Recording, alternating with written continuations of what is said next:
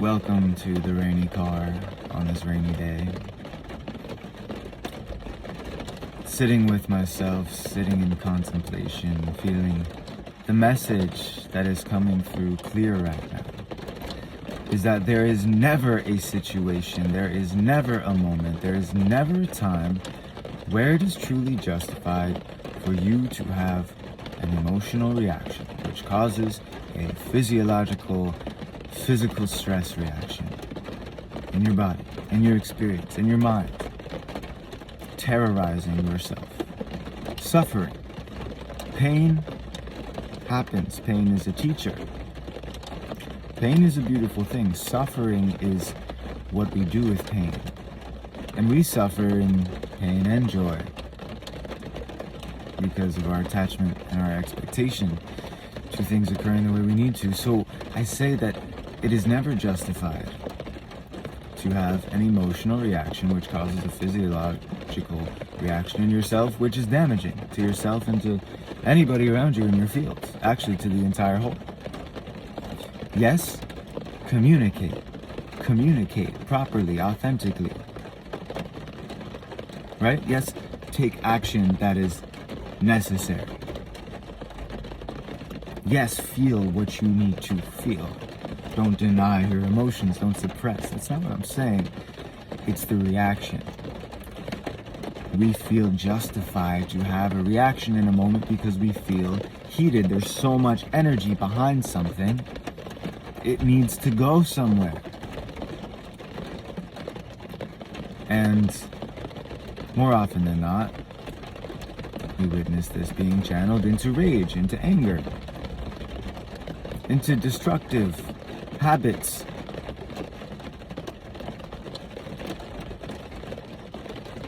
We want to be harmony. We want to be in harmony. Right? We want to be in love. We don't want to be arguing with people, dealing with drama. We really just want to be of service, right? Like your heart, you feel it in your heart, you just want to do what's right. But what's right? Right action. Good deeds. What does this mean? It's confusing for the mind, which is bound by its own limitations. More difficult to discern truth from falsehood. This is why we have tools available to be able to discern properly. Most importantly is being in tune with the heart. So you can sit with yourself and sit with your heart in moments of chaos, conflict, problems, troubles, drama. And breathe softness into your center.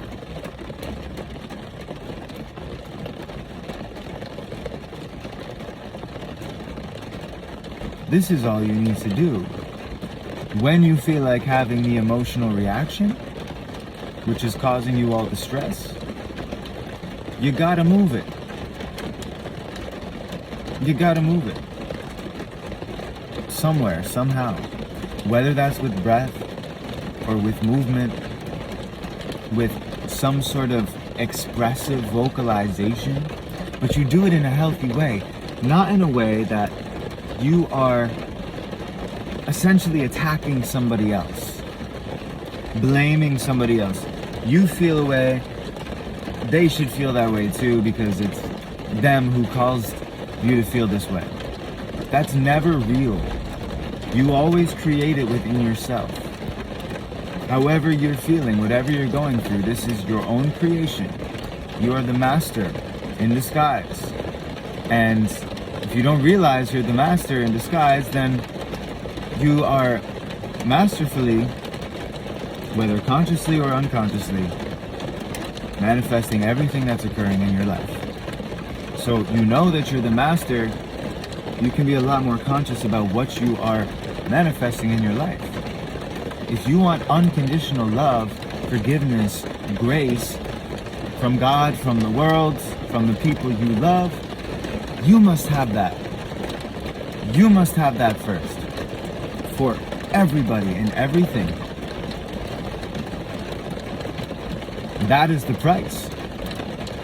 That is the price of God's grace. It's that you are graceful towards all. In every situation. Never justified in the ego to say some shit. To take some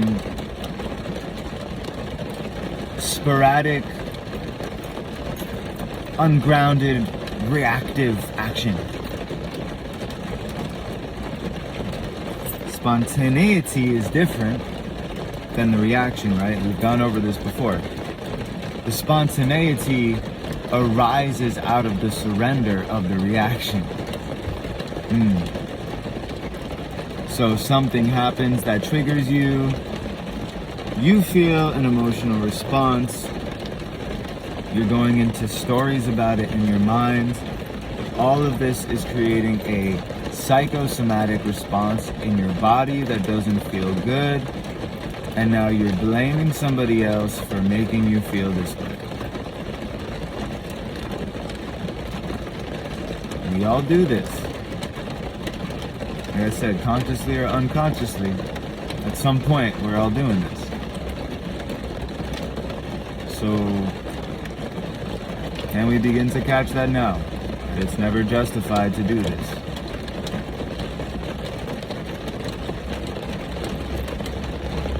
Like I said, you should communicate properly, with intention, in a rightful way, and take the actions that are necessary. But may they come from a place of love and wholeness, which is unassuming, which is not priorly aggravated,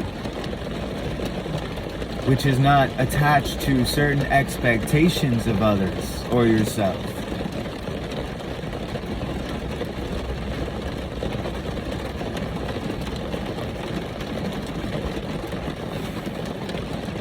So here's the practice. Here's the practice.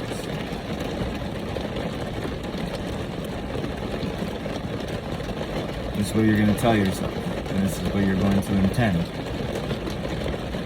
The next time somebody triggers you, or something triggers you, you are going to refrain from reacting. Simple.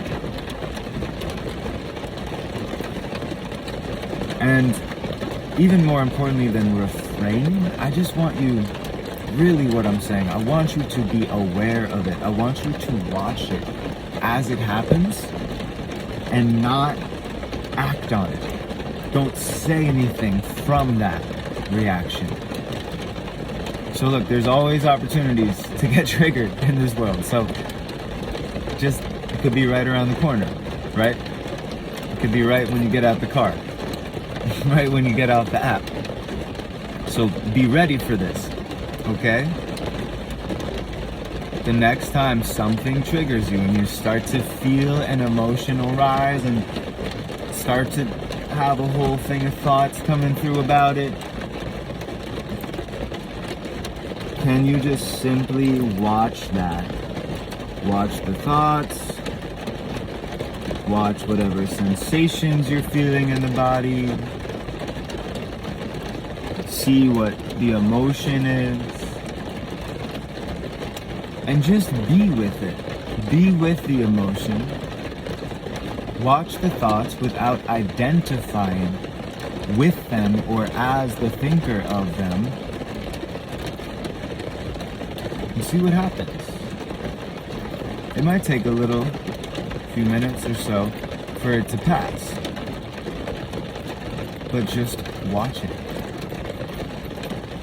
Where you would usually react, choose next time to watch. And then, after you have watched, and you are no longer enslaved by the reaction, by the ego, await the spontaneous response and action, if there may be any. Await, watch, and let it come. The answer is not to make you right. It's not to win anything. No. This is for humility. Ask to be made more humble. For it is in true humility that lies true freedom. To fully be yourself. But yourself is not the programmed reaction. And that's what people mix up. Yourself is not the pre-programmed reaction. The emotion, the inner turmoil that arises, the mental escapade. Yourself is not concerned with any of this. It completely transcends this. So it doesn't actually worry about it. So find out who is worrying and who is aware of worrying. And you do this through the practice of watching it. Because what can anything do to you if you remain undisturbed to it? If you remain unaffected by it? That's the real practice, my friends. This is what all of your training is for. To be, and I said this years ago, to be hypersensitive, meaning experiencing the all realms. You're aware of every fucking little bug. You're aware, completely aware, complete awareness. Hypersensitive, yet, and this is really important, completely unaffected. Completely undisturbed, completely unbothered, completely unmoving, stationary and still and silent, peaceful, whole, balanced, stable, permanent, joy, bliss, happiness, existence itself, consciousness, awareness.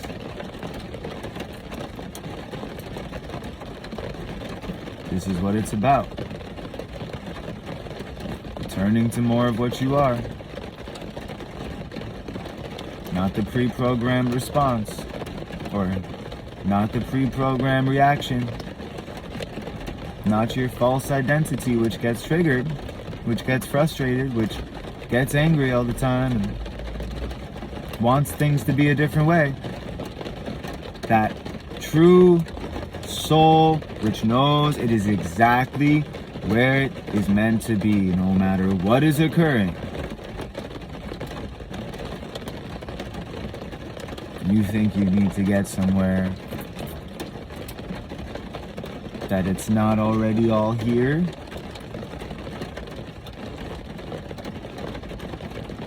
Little minor things come up and we freak out. We forget that who even am I to this world?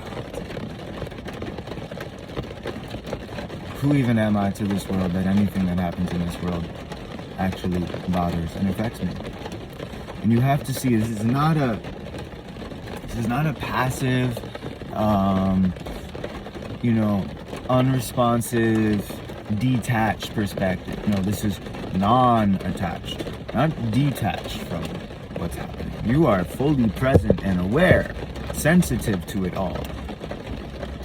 But that doesn't affect you.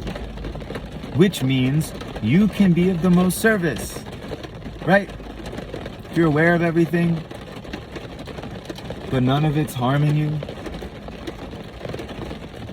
that makes you like a superhero.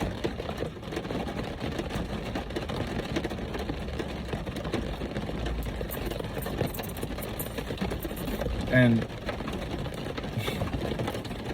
I said like a superhero, okay? So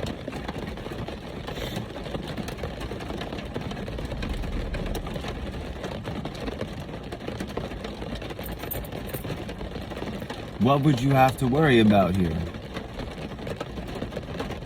Why would anything be of concern? Don't be attached to the results. Don't be attached to the expectations of yourself or anybody else. Don't react when anything triggers you. That only reinforces the ego. Makes you think it's real. Right? If it's getting triggered and you're listening to that, agreeing with it, essentially fueling it, giving it the power, the attention. That's all the ego actually wants. For you to continue thinking it's real. To continue thinking it's you. And that somehow you are separate from what made you. And that you are in control.